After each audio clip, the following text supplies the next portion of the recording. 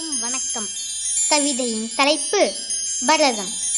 நளினமென நடனமிடும் விரல்கள் 10 சுழன்று ஆடும் அழகினில் மயங்கிட இசை தமிழை சிறப்பிக்கும் மங்கையலே, கலையும் உயிர் பெறும் உடலசைவினிலே சங்கீதம் ஒலித்திடுமே சபையோர் போற்றிடவே, பம்பரம் போல் சுழன்றாடும் பாவையவள் அழகினிலே பரதமாடும் பேரழகை பார்ப்போர் ரசித்திடவே, பாரதம் போற்றிடும் ஓர் கலையாம் பரதத்தை நாம் ரசிப்போம், கலையும் வளர்ந்திட நாமும் போற்றுவோம்.